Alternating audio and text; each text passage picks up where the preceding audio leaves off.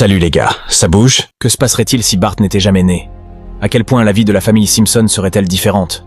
Ce petit garçon dont les parents pensent qu'il a ruiné leur vie et souhaitent qu'il n'ait jamais été leur enfant. L'épisode commence sans séquence d'introduction. Comme ça, tout simplement. À l'école élémentaire de Springfield. Un mercredi, copain de lecture, Milhouse lit un livre à un petit enfant. À côté de lui, Bart lit avec une petite fille nommée Riley, qui semble complètement désintéressée par la lecture. Alors Bart pimente un peu l'histoire. Il explique d'où vient le lait. Dans les fermes, les vaches mangent du mucus de désert, que leurs fesses transforment en lait.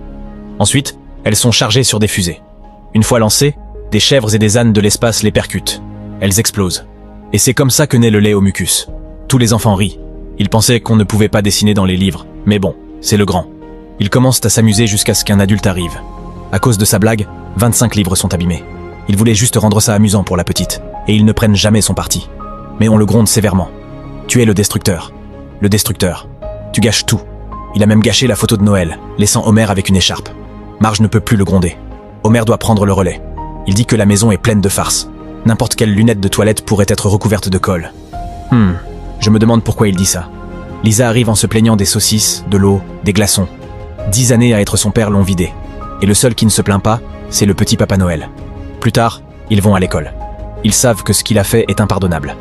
Il a de la chance de n'avoir plus qu'une année à faire là-bas, même si ça pourrait être 2, vu ses mauvaises notes. Homer prépare une parade tordue de punitions cruelles et inhabituelles qui le feront regretter de s'être réveillé. L'enseignante dit que désormais, les enfants aiment les livres. Tout ça grâce à Bart, qui aidait les enfants à lire de manière interactive et amusante, comme il le leur avait dit. Mais ils ne l'avaient pas cru. Même Ralph dessine son propre livre. C'est le premier qu'il n'a pas essayé d'embrasser ou de porter comme un chapeau. D'ailleurs, Ralph quitte la scène avec une manœuvre étrange. Marge et Homer s'en vont, confus, ne reconnaissant même plus leur voiture. De quelle couleur est notre voiture? Ils se demandent si les autres voient le meilleur de Bart, alors qu'eux ne voient que le pire. Ils se sentent comme de terribles parents, incertains d'aimer Bart, pensant peut-être qu'ils ne l'aiment pas. On n'aime pas notre propre fils. On est des parents horribles. Ils rejettent la faute sur l'enfant, qui les fait se sentir ainsi. Ils n'avaient pas prévu d'avoir une famille quand il est né. Au fond, ils lui en veulent peut-être d'avoir gâché leur vie. Ils aimeraient pouvoir le voir comme les autres le voient, sans le fardeau émotionnel de 10 années de parentalité. Mais la vie ne fonctionne pas comme ça. Soudain, ils se réveillent dans un magnifique manoir sur les hauteurs, près de l'enseigne de Springfield. Ils réveillent la famille. 2 parents, 2 enfants. La famille parfaite. L'absence de l'aîné semble les avoir menés droit au succès. Le couple danse joyeusement. Lisa profite de sa collection de poupées. Maggie est toujours la même, mais tout aussi heureuse. Marge est chef du service vétérinaire à l'hôpital pour animaux. Elle reçoit un rapport sur qui est avec qui, mais elle n'obtient rien des patients. Pendant ce temps, Homer se détend comme toujours, semblant faire le même travail à la centrale nucléaire. Mais en réalité, il est au stade des isotopes, contrôlant l'écran et faisant crier les gens. Il est sur le point d'atteindre le sommet, et c'est un rêve pour lui. Mais ce sera pour un autre jour. Il prend sa dose quotidienne de bière. Soudain, Skinner arrive avec Miss Springfield. Mo va ouvrir un nouveau tonneau pour l'homme le plus heureux de la ville. Il a un bon boulot dans une école pleine d'enfants obéissants sans fauteur de trouble. Seymour prend un verre et, avec un style de fou, lance la musique sur le jukebox en buvant avec ses amis. Homer et ses filles vont rendre visite à Marge au travail, la surprenant avec des glaces. Mais l'imprudence persiste. Le frangin mange toujours en conduisant. Lisa voulait une glace, motivée par Malibu Stacy qui l'a renversée accidentellement.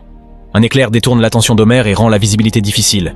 Ils renversent un enfant nommé Bart, mais ne connaissent pas son nom de famille. Comme ils sont civilisés, ils l'emmènent à l'hôpital où les donneurs meurent gratuitement. L'enfant ne se souvient de rien avant l'accident. Ils doivent l'emmener au commissariat jusqu'à ce qu'on découvre qui il est. Espérons qu'il aime les séries criminelles, pas pour les regarder, mais parce qu'il va partager une cellule avec quelqu'un qui sera célèbre à la télé. Le gars aux cheveux bleus demande à ce qu'il reste. Le pauvre gamin doit être terrifié. Une radio de mes fesses pour toi. Une pour toi, 2 pour la dame. Joli tas de briques, dit-il. Il l'emmène dans sa chambre où, au lieu de dormir, il saute partout et détruit le lit qu'on lui avait prêté. Il est surpris qu'elle ne sorte pas ses poupées de leur boîte. Le couple n'arrive plus à rester heureux. Ce fichu gamin met toujours le bazar. Même le bébé prend son parti. Skinner fait une balade matinale en décapotable. La vie est belle, jusqu'à ce qu'une couche lui atterrisse en plein visage. Maggie est la seule à s'entendre avec Bart. Il faut l'éloigner de lui. Lisa, retardée par sa mère, écrit un gentil mot pour elle-même. Le monde sera magnifique aujourd'hui. Bart ajoute sa propre note. Quand Marge arrive, elle découvre. Mange mes shorts. Et il ne se souvient toujours de rien.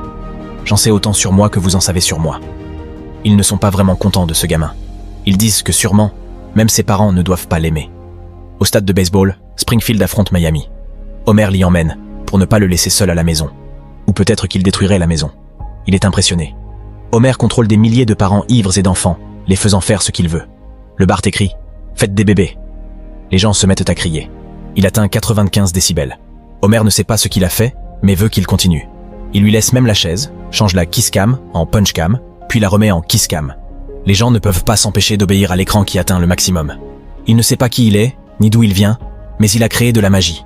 Il a appris le métier d'opérateur d'écran. Il y a un chaos magnifique dans ce travail. Il n'aurait jamais rêvé d'exister. Marge arrive au travail en se plaignant du gamin. On lui dit que le docteur qu'il croyait être Dr Tyler était en fait son jumeau. Meurtrier. Qui a demandé sa main la veille. Sympa. Mais qu'on arrête de l'importuner. Elle entre et voit un vrai désastre. Son personnel est très occupé à discuter d'une chose très importante. Qui est prêt à découvrir lequel de mes 3 collègues amants est le père de mon enfant? Elle prévient que la prochaine scène dramatique sera sanctionnée par un licenciement. Elle utilise désormais l'expression de Bart. Mange mes shorts. Cette phrase, même si elle ne comprend pas ce qu'elle veut dire, fonctionne bien. Lisa prépare un diorama sur l'histoire des devoirs, mais c'est vendredi. Alors Bart lui dit de se détendre. Il lui montre un épisode d'Itchy et Scratchy. Le défi, faire un gâteau. Dommage, le gâteau d'Itchy a brûlé. En réalité, il voulait utiliser le chat comme ingrédient principal, fait tout ce que cette souris maléfique sait faire, et gagne le prix. Il rit tellement. Il ne l'avait jamais entendu rire ainsi. D'habitude, elle est ironique, sarcastique, ou poliment suspicieuse. Une fois de plus, la violence animée et la santé mentale vont de pair. Le lendemain matin, ils se demandent combien de temps ils ont regardé les dessins animés. Maggie rit avec un livre qu'elle n'aimait pas avant, parce qu'elle Barto l'a modifié, en l'incluant dans l'histoire. C'est un enfant spécial, même s'il voulait juste dessiner dans un livre. Dommage. La joie est interrompue. La porte est défoncée. Procédure de routine. La bonne nouvelle, c'est que Bart va être emmené pour toujours. Bart sera envoyé à l'orphelinat de haute sécurité de Springfield. Marge suggère de le garder un peu, pour travailler sur son dossier. Ils doivent lui dire au revoir et partir avec l'agent. Dans une scène émotive, il court sous la pluie derrière la voiture de police. Ils veulent le récupérer. Ils l'aiment beaucoup. Ils ne veulent pas qu'on le leur enlève. Ils vont dans la chambre de Bart pour le serrer dans leurs bras et l'embrasser. Ils étaient impatients de lui dire qu'ils l'aiment beaucoup. On t'aime bien.